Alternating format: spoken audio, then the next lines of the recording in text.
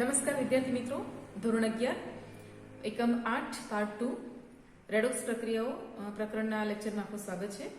First lecture આપણે જોઈ ગયા છે, જેની અંદર બેસિક માધ્યમમાં આપણે એક રેડોક્સ પ્રક્રિયા સમતોલ કરી હતી ઓક્સિડેશન આંક પદ્ધતિની મદદથી. બરાબર. આજે આપણે બીજી પદ્ધતિ જોવાના છીએ, જેમાં માધ્યમ આપણે લીધું છે એસિડિક, અને એસિડિક માધ્યમમાં દર્શાવેલી આ પ્રક્રિયાને આપણે ઓક્સિડેશન આંક અને અર્ધ પ્રક્રિયા પદ્ધતિથી સમતોલ કરવાનો પ્રયત્ન કરીશું.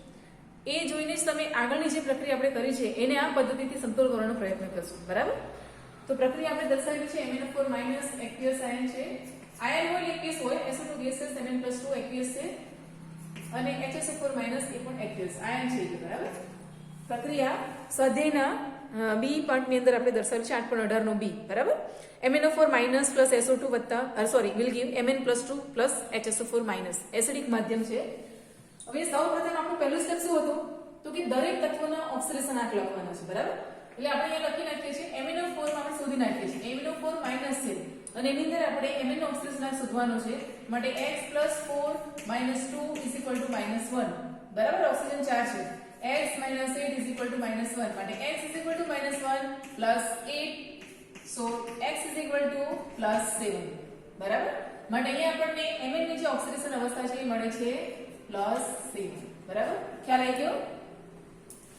SO2 ની અંદર આપણે ઓક્સિજન ની તો આપણે -2 લીધી છે. બરાબર.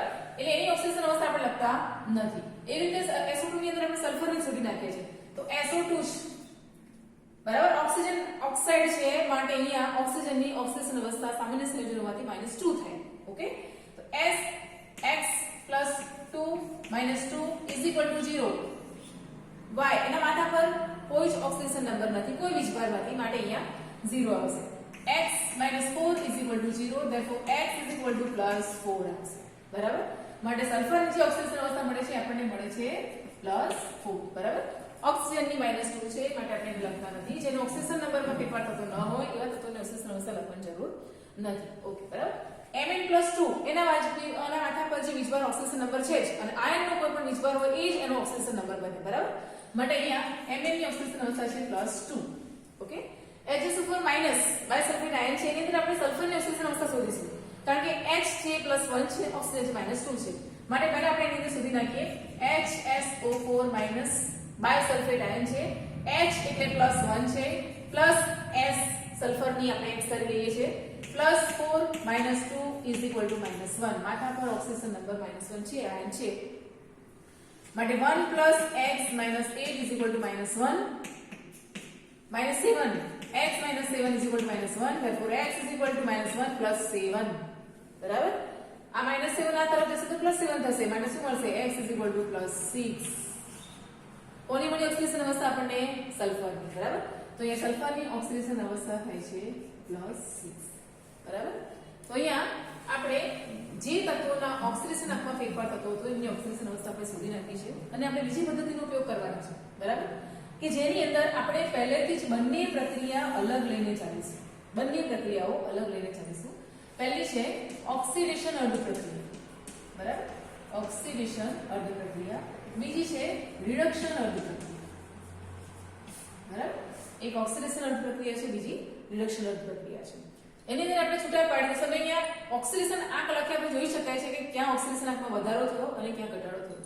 +7 + 2 માટે આ શું છે? ઘટાડો થયો છે. બરાબર. માટે એ પ્રક્રિયા છે રિડક્શન. માટે એને આ તરફ લખીશું આપણે MnO4- will give Mn+2. બરાબર. એવી જ રીતે +4 માંથી +6 વધારો થયો છે, therefore એ ઓક્સિડેશન પ્રક્રિયા દર્શાવે છે. માટે SO2 will give HSO4-. બરાબર. આ aqueous છે, આ gaseous ફોર્મ છે, આ બંને aqueous ફોર્મ છે, આયન છે એટલા માટે. બરાબર. નીચે એના ઓક્સિજન નંબર આપણે શોધે છે પણ લખી દઈશું કે સલ્ફરનો અહીંયા મળે છે આપણને +4, અને અહીંયા સલ્ફરનો મળે છે +6. બરાબર. અહીંયા મળે છે +6. ઓકે. અહીંયા Mn નો મળે છે આપણને +7, અહીંયા Mn નો મળે છે +2. બરાબર. ઓક્સિજન નંબર લખ્યા પછી આપણે પરમાણુનું બેલેન્સ પણ જોઈ લઈશું કે જેમાં ફેરફાર થાય છે પરમાણુ બંને બાજુ બેલેન્સ છે, સમતોલ છે. તો છે અહીંયા એક સલ્ફર છે તો અહીંયા પણ એક જ સલ્ફર છે, અહીંયા Mn એક છે અહીંયા પણ એક જ Mn છે. બરાબર. મને અહીંયા આપણે એ ફેરફાર કરવાની જરૂર નથી. બરાબર. જો ધારો કે અહીંયા પરમાણુ બેલેન્સ ન હોત તો આપણે પાછા પરમાણુનું બેલેન્સ કરતા. જો પરમાણુનું બેલેન્સ કરતા તો જે પરમાણુને સમતોલ કરતા તમે એનો ઓક્સિજન નંબર પણ બદલાઈ શકે, બરાબર? કારણ કે એને એ જે સહગુણક તમે ગુણો છે એ ઓક્સિજન નંબર સાથે પણ એને ગુણવો પડે, કારણ કે આપણે અહીંયા ફક્ત એકનો દર્શાવ્યો છે. જો અહીંયા આપણે 2 ગુણ લઈએ તો 2 નો દર્શાવવો પડે, 3 ગુણ લઈએ તો 3 નો દર્શાવવો પડે, બરાબર? તો અહીંયા આપણે આ થઈ ગયું. હવે જોવાનું છે કે કેટલો ફેરફાર થાય છે, કેટલો ઘટાડો થાય છે, કેટલો વધારો થાય છે, બરાબર? આ પ્રક્રિયા રિડક્શનની છે, આ પ્રક્રિયા ઓક્સિડેશનની છે. માટે અહીંયા જોઈ શકીએ છીએ ને કે +4 માંથી +6, બરાબર? માટે SO2 હવે ઓક્સિડેશન છે, માટે ઇલેક્ટ્રોન અહીંયા દર્શાવવાના છે. will give HSO4 minus plus 2 electron, બરાબર ને?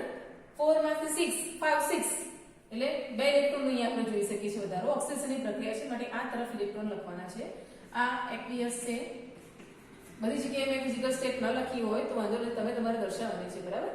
એટલે અહીંયા 2 ઇલેક્ટ્રોન વધારો આપણે જોઈ શકીએ છીએ. એવી જ રીતે ઘટાડો જો 7 માંથી +2 છે, 6 5 4 3 અને 2, 5 નો ઘટાડો આપણે જોઈ શકીએ છીએ, બરાબર? તો એ ઇલેક્ટ્રોન ક્યાં દર્શાવવાના છે? તો કે MnO4 minus +5 electron will give Mn+2. A electron આપણે આ તરફ લખીશું, બરાબર? આપ ધ્યાન રાખજો, ઇલેક્ટ્રોન આ તરફ લખાશે, આ ઇલેક્ટ્રોન આ તરફ લખાશે, બરાબર? હવે વીજભારનું બેલેન્સ કરવાનું છે. આપણે વીજભારનું બેલેન્સ કરીશું એટલે તમે જોઈ શકો છો કે બંને બાજુ આપણે જોવાનું કે અહીંયા -1 છે તો અહીંયા -2 છે.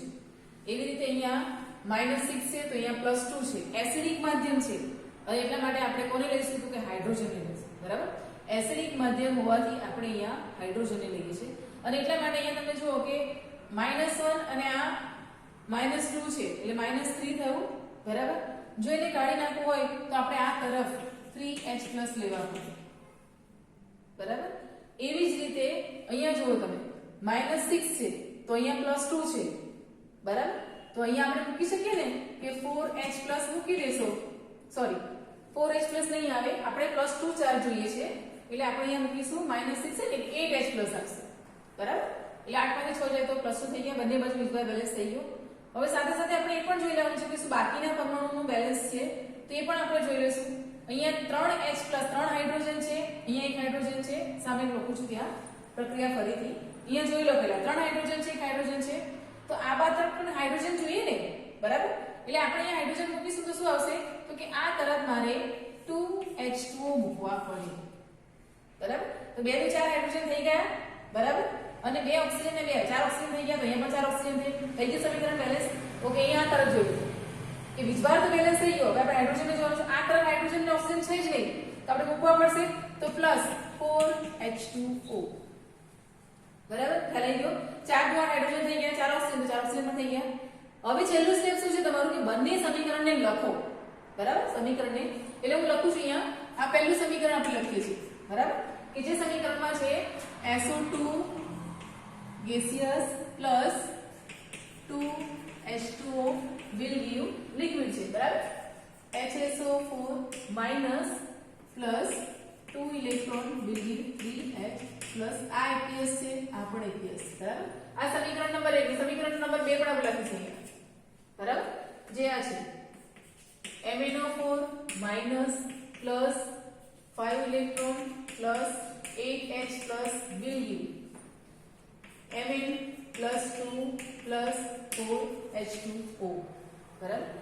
હવે બંને સમીકરણની અંદર આપણે એ ચેક કરવાનું છે કે ઇલેક્ટ્રોન જે છે એ ઇલેક્ટ્રોન સરખા છે, વધારાના ઘટાડાના ઇલેક્ટ્રોન તો કે ના, એ સરખા નથી.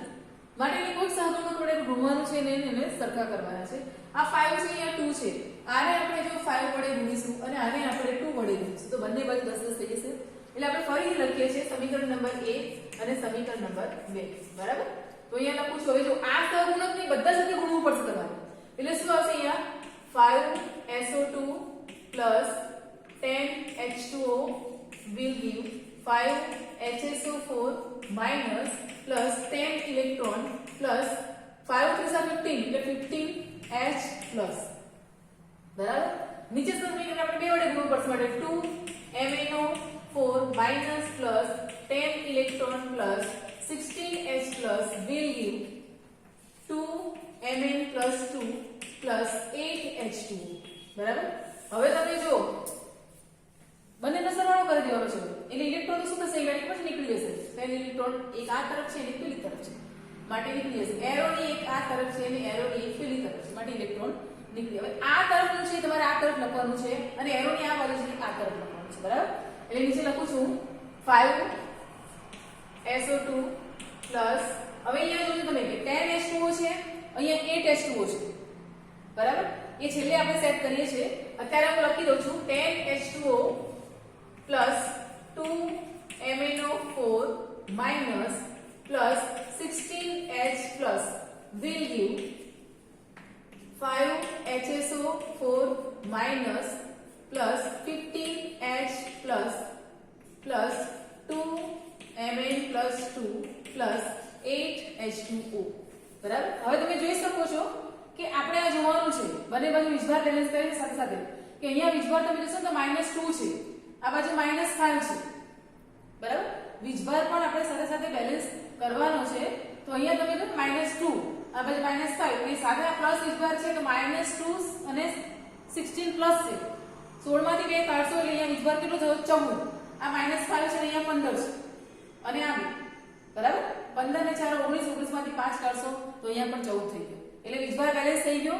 બરાબર? એટલે હવે તમારે એ જોવાનું છે કે બંને બાજુ બાકીના પરમાણુ બેલેન્સ છે. 5 સલ્ફર છે તો અહીંયા પણ 5 સલ્ફર છે. બરાબર? બીજું અહીંયા Mn2 છે તો અહીંયા પણ Mn2 છે. રહી વાત હાઇડ્રોજનની તો અહીંયા 16 હાઇડ્રોજન છે તો અહીંયા પણ 8 દુ 16 આ હાઇડ્રોજન. બીજા હાઇડ્રોજન તમે અહીંયા લખી શકો છો ને 10 દુ 20 હાઇડ્રોજન છે તો અહીંયા 15 હાઇડ્રોજન અને 5 હાઇડ્રોજન આ એટલે 20 થઈ ગયા. એટલે હાઇડ્રોજન પણ બેલેન્સ છે. બરાબર? ઓક્સિજન જો તમે કે 5 દુ 10 બરાબર 10 ને 8 18 18 ને 10 28 તો અહીંયા પણ જો તમે 5 ચોક 20 20 ને 8 ઓક્સિજન 28 થઈ ગયા. બરાબર? એવી રીતે તમે આ H2O ને પણ અહીંયા બેલેન્સ કરી શકો છો. 16H+ છે 15H+ છે એમાંથી આ બાદ કરી નાખશો તો અહીંયા H+ આવશે. બરાબર? ધ્યાન રાખજો 15H+ છે 16H+ છે. જો હું આ તરફ લઈ જાઉં એમાંથી બાદ કરી નાખું તો અહીંયા H+ આવશે તો -2 અને +1 એટલે -1 થઈ જાય. આ બાજુ આ +4 ફરીથી સમીકરણ લખું છું. બરાબર? ધ્યાન રાખજો 5SO2 H2O પછી લખું છું 2MnO4 માઇનસ પ્લસ આ 16H+ ને 15 માંથી બાદ કરી નાખ્યું માટે H+ લખ્યું મેં. બરાબર? will give 5HSO4 minus plus 2Mn plus 2. હવે તમે જો કે -2 અને આ +1 બરાબર? તો કેટલો રહ્યો વીજભાર -1 -4 ને +4 તો -1 બંને બાજુ વીજભાર થઈ ગયો -1 સરખો. બરાબર? હવે ઓક્સિજન 10H2 હતા એમાં 8H2 એમાંથી પણ બાદ કરી નાખો. 10H2O છે 8H2O છે તેમાંથી બાદ કરી નાખો તો 2H2O રહે. 2H2O તમે અહીંયા મૂકશો અહીંયા ખબર 5 હાઇડ્રોજન છે જ ઓલરેડી અહીંયા એક જ હતો અહીંયા મૂકી દો 2H2O. બરાબર? એમાંથી મેં બાદ કરી નાખ્યા આને આ બાદ કરી નાખ્યા આને આમાંથી બાદ કરી નાખ્યા એટલે છેલ્લું લાસ્ટ ઇક્વેશન આપણને આ મળ્યું. બરાબર? તો આપણે એસિડિક માધ્યમમાં ઓક્સિડેશન આંક અને અર્ધ પ્રક્રિયા સમીકરણ પદ્ધતિની મદદથી રેડોક્સ પ્રક્રિયા સંતુલિત કરવાનું જોયું. નેક્સ્ટ લેક્ચરમાં એવું હશે તો બીજું એક સમીકરણ આપણે લઈ લઈશું અને ઓક્સિડેશન આંક શોધવાના પણ કેટલાક ઉદાહરણ આપણે લઈ લઈશું. નમસ્કાર.